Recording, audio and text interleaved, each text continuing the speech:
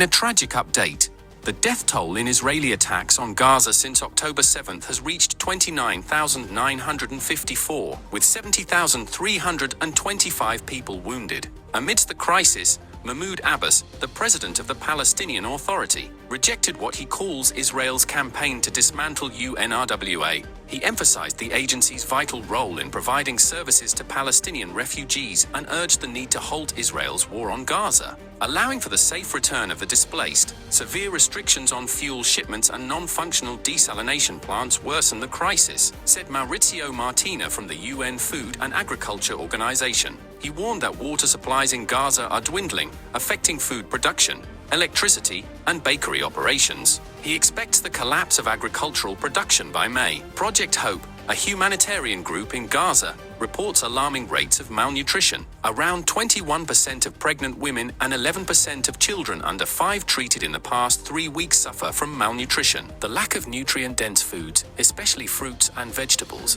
exacerbates the problem. Tragedy struck another Palestinian journalist, 𝐒𝐭𝐨𝐫𝐢𝐬, as he loses his pregnant wife and 3-year-old son in an Israeli bombardment. He had been reporting on the dire situation in Gaza, emphasizing the scarcity of food and humanitarian aid. In the occupied West Bank, Israeli forces demolished Palestinian-owned structures in Jalban village, northeast of Jenin. Confrontations erupt, leading to arrests and the declaration of the village as a closed military zone. Meanwhile, a German frigate successfully repelled a Houthi attack in Yemen's Red Sea, part of an EU mission launched to protect international shipping. The EU's swift agreement on the mission reflects growing concerns about Houthi attacks impacting economies and causing inflation. Tomorrow, the lower house of Pakistan's parliament will convene for its inaugural session at 10 a.m. According to the National Assembly Secretariat, today, the Khyber Pakhtunkhwa and Balochistan assemblies saw their newly elected members sworn in. In KP, 115 representatives took oath amid disruptions. This session follows a 13-month absence of the provincial legislature, dissolved in January 2023. The Balochistan Assembly also commenced its session, with 57 newly elected lawmakers taking oath. Special security measures were implemented around the assembly building. In a parliamentary meeting, former Pakistan Premier and PMLN Supremo Nawaz Sharif urged political parties to unite under a special agenda. और मैं समझता हूँ कि आपके अगले पहले जो हैं 1.5-2 साल ज़रा मुझे महसूस होता है कि मुश्किल के होंगे. इस मुश्किल में हमने बिल्कुल इस तरह से रहना है जी, एक होकर और अपने मुखालफिन का भरपूर मुकाबला करना है.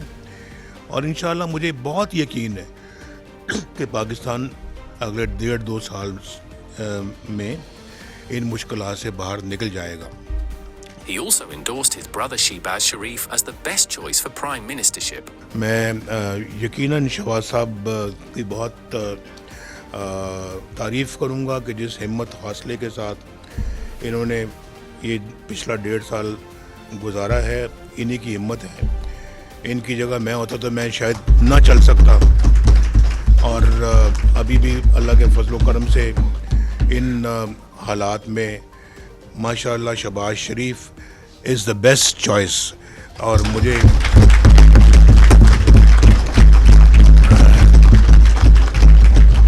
उनको बतौर वज़ीर आज़म का कैंडिडेट डिक्लेयर करूं.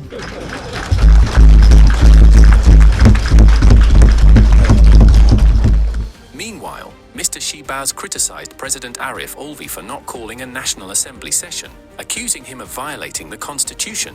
सदर पाकिस्तान हैं, आइन की एक मरतबा फिर धज्जियां बिखेर रहे हैं और कॉन्स्टिट्यूशन को तार तार कर रहे हैं कि उन्होंने असेंबली का इजलास जो उनका आइनी फरीज़ा था उसको उन्होंने इग्नोर किया और एक पार्टी के अपना एक मनकर इशारे पर इमरान खान न्याजी के ऊपर और आइन को उन्होंने जिस तरह माजी में वोट ऑफ नो कॉन्फिडेंस के मौके ऊपर उन्होंने आइन को वायलेट किया, आज फिर वो आइन को वायलेट करने के मुर्तकब हो रहे हैं.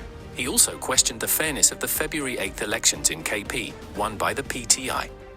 और अगर पंजाब में जहाँ पर हम जीते हैं तो वहाँ पर धांधली और जहाँ पर हारे हैं वो बिल्कुल ठीक हारे हैं. ये है वो दोगलापन, ये है वो नार्सिसिज्म, ये है वो अना, ये है वो तकब्बर, ये है वो रऊनत ये है वो अपनी ज़ात पाकिस्तान से ऊपर, कि अपनी ज़ात को पाकिस्तान की ज़ात से ऊपर कर देना। मैं समझता हूँ कि कभी किसी ने इस तरह की सोच इख्तियार नहीं की, और यही वो सोच है जो आज पाकिस्तान को, जिसने आज तबाही के किनारे ला खड़ा किया है। On a different note, PTI leader Omar Ayub Khan assured that his party would not obstruct the IMF program.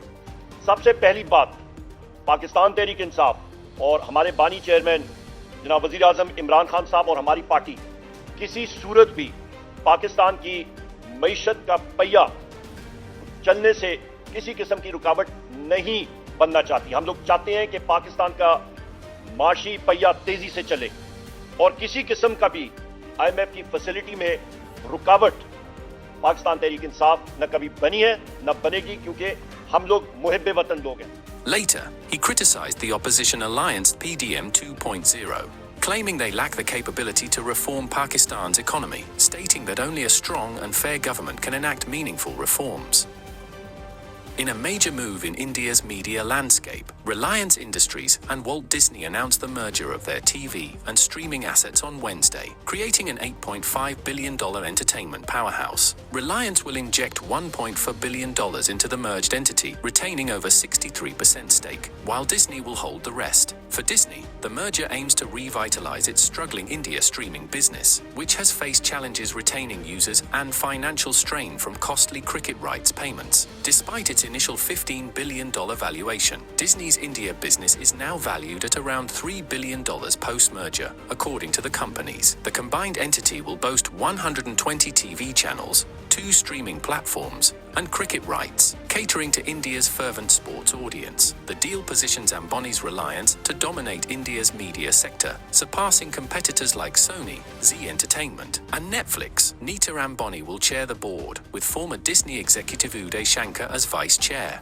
With a viewership of over 750 million in India and plans to target the global Indian diaspora, the merged entity aims to diversify its digital services and entertainment offerings. Disney's return to India comes amid global restructuring efforts led by CEO Bob Iger, facing pressure from activist investor Nelson Peltz to streamline operations and boost streaming profitability. Disney recognized its misjudgment of the Indian market after losing users post-Ambani's IPL streaming coup in 2022. Despite acquiring Hotstar and Star TV channels in 2019, Disney's paid streaming service struggled to retain users as Ambani's free IPL streaming drew subscribers away. Disney anticipates a significant non-cash impairment charge, reflecting the decline in Star India assets.